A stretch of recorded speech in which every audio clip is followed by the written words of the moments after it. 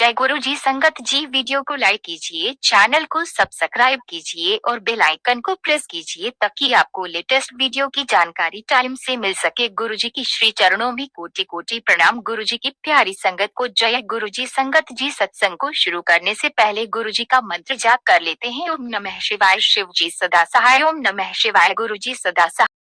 तेरे कवन कवन गुण कह कह गावा, तू साहेब गुणी निधान, तू मेहरी महिमा बरन न साकुत ठाकुर भगवाना। हम गुरु जी के पास अप्रैल 2005 में आए।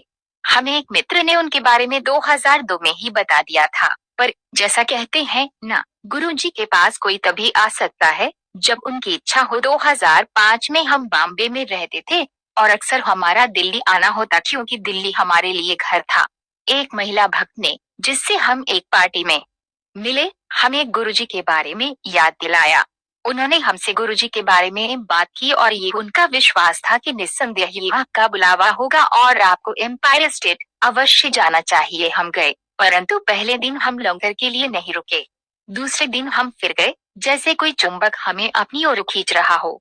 हम भाग्यशाली थे कि गुरुजी ने हमसे बात की। उन्होंने हमसे पूछा कि किसने हमें यहाँ भेजा था और वह चाहते थे कि अगले दिन रविवार हम फिर से आए। हमने उन्हें बताया कि अगले दिन हम हवाई जहाज से बॉम्बे वापस जा रहे थे, तो वह बोले टिकट कैंसिल करा। ब्लेसिंग नहीं लेनी, उन्होंने हमें तांबे का लोटा भी लेकर आने को कहा। उन्होंने वो लोटा मेरी पत्नी के लिए अभिमंत्रित किया और अगली सुबह हम बॉम्बे लौटे। हम उन भाग्यशाली लोगों में से थे जिन्हें गुरुजी का आशीर्वाद प्राप्त हुआ। उसकी असल मूल्य और गहराई जानने से भी पहले, उस समय हम एक बहुत ही सामान्य परिवार थे, बिना कोई मुख्य समस्या के। गुरुजी ने हमें आशीर्वाद दिया और हमारी वो परेशानियां दूर कर दी जिनके बारे में हमें जानकारी भी नहीं थी। अप्रैल 2005 के बाद मैं हमेशा दिल्ली में अपनी मीटिंग बृहस्पतिवार या शुक्रवार को रखने की कोशिश करता ताकि मैं गुरुजी के दर्शन कर सकूं। जब मई 2005 में पहली बार मैं उनके पास वापस गया और लंगर के बाद रुका, गुरुजी ने मेरी ओर देखा और बोले तो फिर आ गया मुड़ के, तो फिर से वापस आ गया। और जब मैंने उनसे कहा कि दिल्ली में मेरी मीटिंग थी इसलिए मैं उनके दर्शन के लिए आया था, वह बोले बस देखता चल हुन तू बस अब देखते जाना। जितना हो पाता उतना हम उनके पास आते रहे। उनमें एक खिंचाव था। जब भी हम दर्शन के लिए एम्पायर स्टेट आते, हम बहुत संतुष्टता और आनंद का अनुभव करते, जैसे हम किसी और ही दुनिया में पहुंच गए हों। गुरुजी ने हमें संदेश भिजवाया कि हम उनके जन्मदिन के उत्सव पर 7 जुलाई को बड़े मंदिर आए। ये एक बहुत ही विशेष अनुभव था और उसके बाद हम बहुत ही धन्य हो गए। गुरुजी हमें बॉम्बे वाले बुलाते थे और जब हम उनसे आज्ञा लेते वह हमेशा हमें जाओ ऐश करो कहकर आशीर्वाद देते। तब हमने उनके आशीर्वाद की गहराई नहीं समझी, पर अब हमें समझ आता है कि बॉम्बे में जो हम 3 साल रहे वो क्यों इतने खुशहाल व सुखद निकले। गुरुजी के रक्षा कवच की हमें पहली बार जुलाई 2005 में अनुभूति हुई। 26 जुलाई को मुंबई में इतना अधिक पानी भर गया था जैसा पहले कभी नहीं हुआ था। पूरे शहर में सभी को बहुत परेशानी झेलनी पड़ी, पर हमें कोई परेशानी नहीं हुई। हमारे अधिकतर मित्रों को किसी न किसी परेशानी का सामना करना पड़ा, पर हम सुरक्षित और उनके आशीर्वाद के संरक्षण में थे।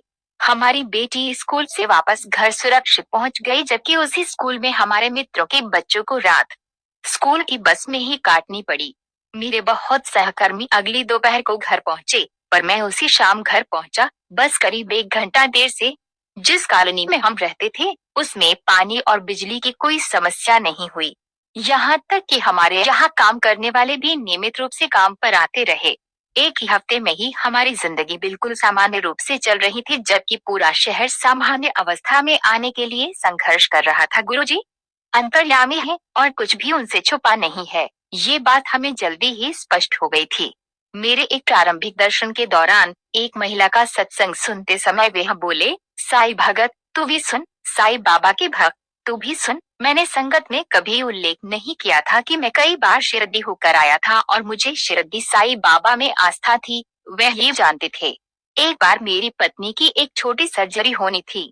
हमने यह बात गुरुजी को बताई भी नहीं थी, परंतु अगली बार जब मैं मुंबई से गुरुजी के दर्शन के लिए आया, वह बोले हो गई तेरी वाइफ ठीक। मुंबई में रहते हुए हम हमेशा ऐसे अवसरों की ताक में रहते कि हम गुरुजी के दर्शन के लिए दिल्ली आ सके और उन्होंने हमें ऐसे आशीर्वाद दिया जैसे एक पिता देते हैं। मुझे याद है कि हम दिल्ली उतरते और हवाई जहाज में ही हमें उनकी सुगंध आ जाती। लालची बच्चों की तरह हमेशा हमारी कोशिश रहती कि जितना हो सके हम उनके सिंहासन के करीब बैठें। जब हम संगत से लौटते तब भी कुछ समय तक हमारे कपड़े उनकी सुगंध से महकते रहते, पर अपनी नादानी में हम यह सोचते कि ऐसा हमारा उनके करीब बैठने के कारण है।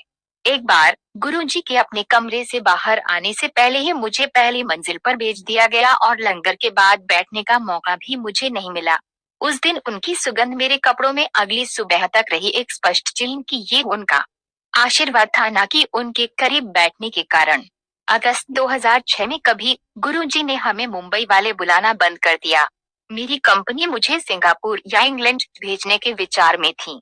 सारे कार्य पूर्ण हो गए थे और इंग्लैंड से मेरा परमिट आ गया। हमारे अगले दर्शन पर मेरी पत्नी ने गुरुजी को यह बात बताई। तू की करना है लंदन जाके?